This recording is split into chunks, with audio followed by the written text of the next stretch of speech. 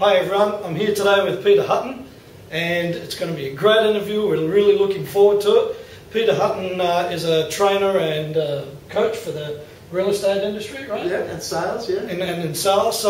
And today I've had the great pleasure of being in Pete's 4-hour workshop. Anybody that's in training in sales definitely has to check it out, and it's called the Motivational Shift. So I'm going to ask Peter a few questions and he's going to let it rip and let us know what's going on.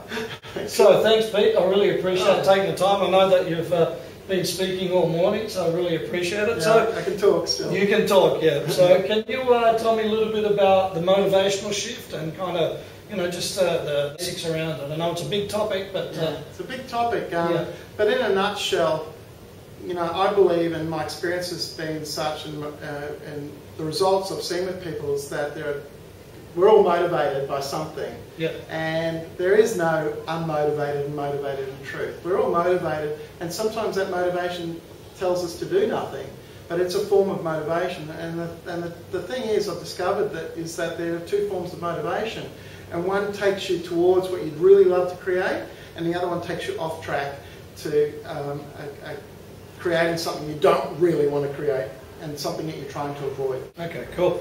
And just tell me, just a bit about you and where you've come from. I know that you've been in real estate previously, so just maybe just a quick flash through on I suppose a little bit about you and who you are. Sure. A long, big question, big story. In a nutshell, I started in the wool industry as a boy. In my teens, wow. Sweeping floors, and I had my first life lesson sweeping floors, and that was very cool. But 7 years later, that lesson took me to a point where I was running a $150 million business for Dalgety, wow. selling wool all around the world to Russia, China, India, you name it. It was fantastic, and wool industry crashed in the early 90s. Yep. My wife and I, Karen, we had a young baby in Melbourne. And we're both, our family are in Brisbane. We decided to come home. Yep. And so we came back to Brisbane. There was no real trading in wool from Brisbane, and the industry had crashed, literally, in a big way. Yep. So I thought for a change. I thought it was time for a change, and I was a young bloke, and I thought I was up for it, and I found myself in real estate. Well, there you go. And that was in '94, and so we had 17 years in real estate. Did all the real estate sales like everybody goes through. Yep.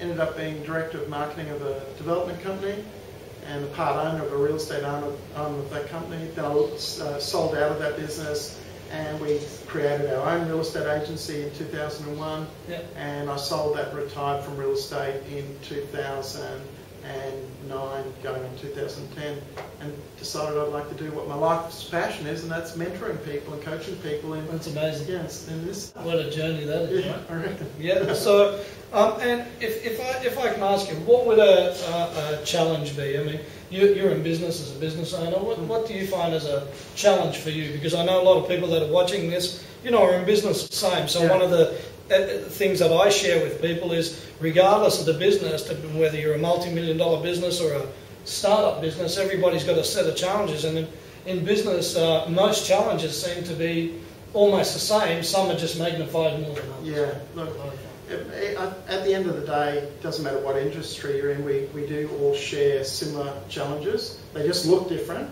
but they are similar. Look, I think the biggest challenge for business is that once we've created our business, we tend to then go into what's known as the maintenance phase of that business, and we maintain that business and we try and maintain it. And in that phase, a business tends to lose some energy. It's sort of like, over time, it can actually look like it's flatlining, and in many cases, once it starts flatlining, it starts going downhill. And that can happen in a very short period of time or over a long period of time. So if you've just started a brand new business, you've just done what I call the creation phase, and then you're into the maintenance phase. And the problem with that is, the maintenance phase, especially if you're an entrepreneur, you're not actually a good person to maintain your business often. Yeah, exactly. So you've got to recognise that you've either got to bring people in that are good at the maintenance part of your business, or you've got to keep recreating.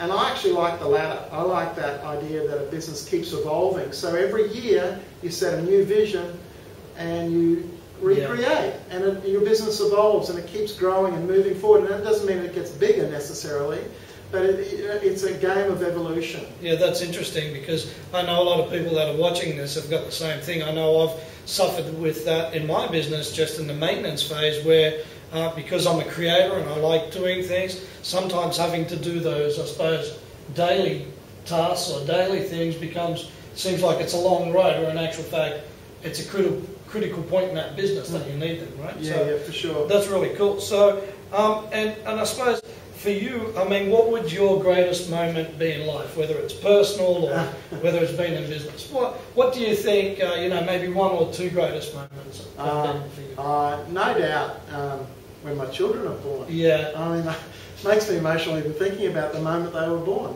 You know, the moment they came out of the womb. It's amazing, right? You know, I remember my first daughter, Lucy, she actually came out with the umbilical cord wrapped around her neck, and she was blue in the face and blue, and the nurses pushed me out of the way, and the doctors were raced in, and there was a bit of an alarm, and I stopped breathing for that moment, literally, and I'm holding my breath because she's holding her breath, and it was pretty crazy. Hey? And anyway, she gasped, and then I probably have never cried so, wholeheartedly in my entire life as in that moment.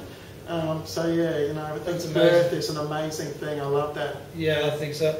Actually, for people that are at home, I'm sitting a lot closer to Pete, and I can see his emotion with that, and it's very heartwarming for me as well. And I can share that with Pete, because when my son was born, from when they took him, from when he was born out of my wife, to where they took him onto the table to kind of put this thing that kind of sucks the phlegm and whatever out of his mouth, felt like the longest period of time in my life, and it was less than 30 or 40 seconds, I think, right? And then just to see the spirit of life come into him was it's given me goosebumps. So put the back hair up on the back of my head, and I don't even have it. I don't even have it. Yeah, exactly. So can you just two more questions? Number one is, where do you see yourself in 5 years? That's a great question. Yeah, I've got a very clear vision on that. Author of several books, a full-time author really, and in this kind of genre of helping people wake up and master their lives and really create what they love.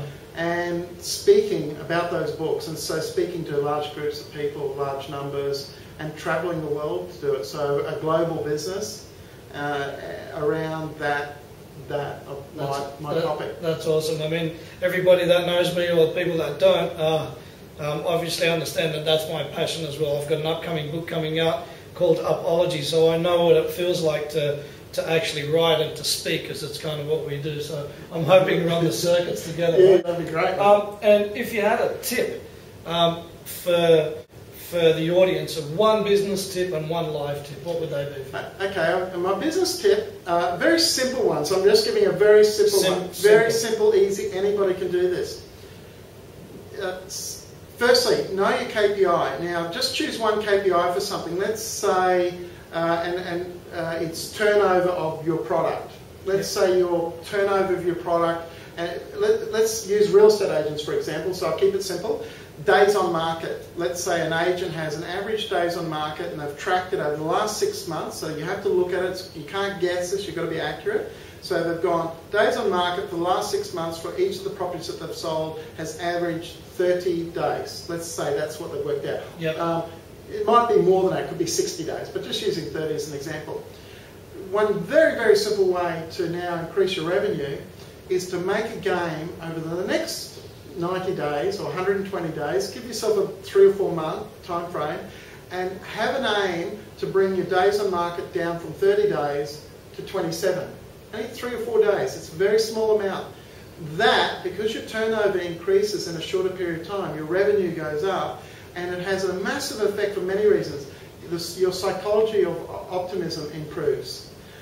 Your perception of the public see you as selling more stock. Even though it's only a small thing, it has a very big end result. And I've seen this with people where they've done this, they've gone from 40 days down to 35 days, Yep. and they actually earn a lot more money. That's a great tip.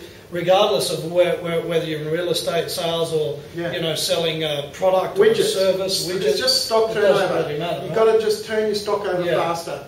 And what I'm getting from Pete's message is that the subtle changes make a massive difference. Correct. Over the whole of the year or whatever it might be. And the other thing to get from it is to know your numbers. And you know what that's about? It's just being honest with yourself. Don't kid yourself. What's your current reality?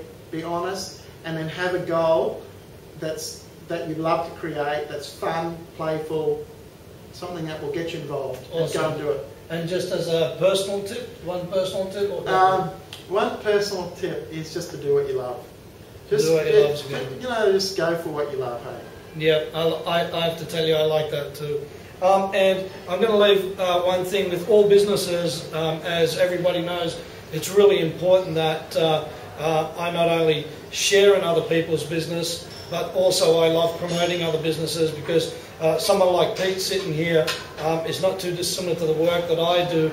And what I love about it is, connecting with someone like Pete can have a massive improvement in your life. So I'm going to ask Pete what the offer may be to my viewers or anybody that comes across this video. Well, I'm making it up on the spot because I don't know what the offer is, but I do a workshop called the Motivational Shift. It's a 4-hour workshop. Yeah. It is $197. I do an early bird of $97, but for your guys, it's free. Okay. Well, so as long as they tell me, they can just contact me and tell me. So can you give me your web address? Yeah, it's themotivationalshift.com.au. So it's THE motivational, motivational,